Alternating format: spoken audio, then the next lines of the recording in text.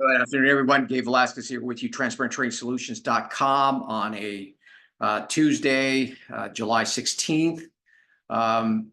Very, very lackluster day after this weekend's kind of unsettling events. Lots of stuff below the surface, but nothing to mention in terms of any kind of notable changes to the overall technical picture.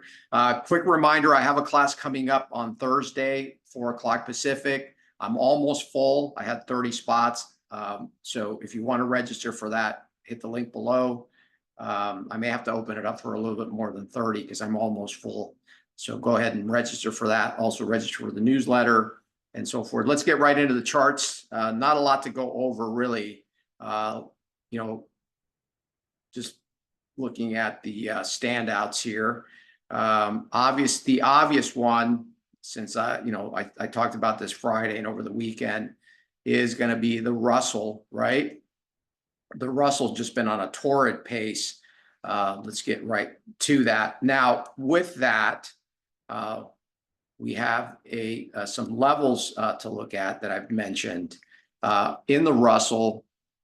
We're kind of blowing through a bunch of supply out to the left of the chart, but we are coming up to some pretty critical levels here. Things getting really extended, so maybe a pullback. There's some pullback levels. There's some shorting levels coming up, so we'll see how that goes. But that catch-up trade, the coiling out of this range, speaks to, again, these setups that we talk about constantly at TTS. When a market coils up, it's you just don't know what the catalyst is or how long the breakout is going to be, but that speaks to that. In any event, we have some levels to look at for the upside here. With regards, also, the Dow just blew out today with UNH blowing out earnings. That's the biggest stock. That's probably responsible for about 200 of the 700 points, by the way, in the Dow, and just all-time highs.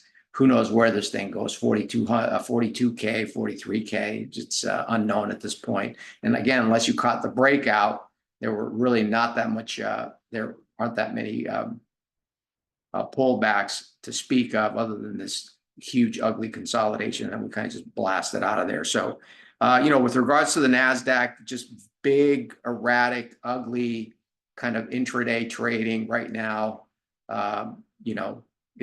Good luck if I guess you can bang out a couple of bucks out of this, but you can see just the choppy, kind of whippy kind of action, similar on the S&P over the last few days. No follow through really on intraday highs. Had no follow through to the upside. Here, if you chase that, clearly, and then again, no follow. So, it's been very whippy. Now we're kind of just hovering at all-time highs today. But again, intraday was just very, very choppy. You can see just this kind of whippy. Just speaks to the lack of volume, I think, and summer kind of doldrums type of trading. How high we're going to go, obviously, remains to be seen. And the fact that we keep trying to hit this thing, and mega caps we're lagging today.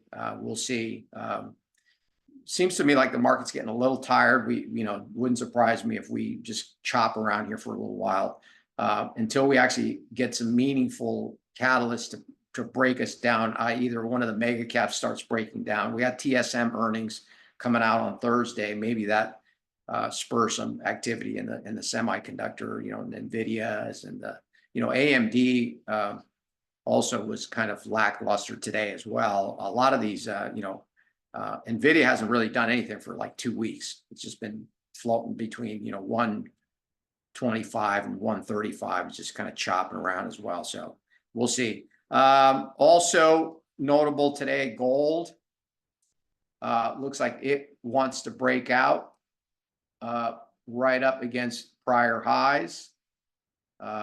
Depending on what style of chart you look at. If you look at the contract specific, the Q24, we're sitting right at the other highs. If you're using the adjusted chart, we broke out, but I'm relying more on this chart here, the Q chart. We're right up against the 24.77 highs.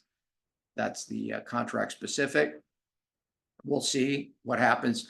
Interestingly, silver is not kind of lagging. It's not making new highs. And you remember, $50 is the high, so there's still that catch up. That's really going to be a more interesting play, silver, as I've been talking about and writing about in my newsletter.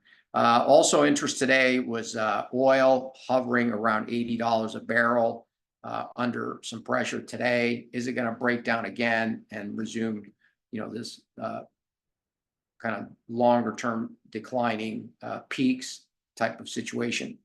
Remains to be seen, but worth watching tomorrow. If it breaks 80 in the near term, it's probably likely to go back down into the mid 70s. Oil, so it's at a very critical juncture. You can see the blue line. Elsewhere, grains have been under pressure. They remain under pressure. Nothing to bring them up. We are again up to some real significant levels on the longer term in wheat and in soybeans. Soybeans around the 10.35 level and so forth. So very interesting situation there. Maybe, it's still nothing to write home about. It's just been a drift lower. Very, very challenged to trade unless you're basically short momentum and willing to sit out all the small gyrations. And again, nat gas, just finalizing here, just to finalize here, nat gas, it's got to hold $2. If it can't hold $2, then all bets are off. I think we go to 150, and it's just been, again, just a grind lower.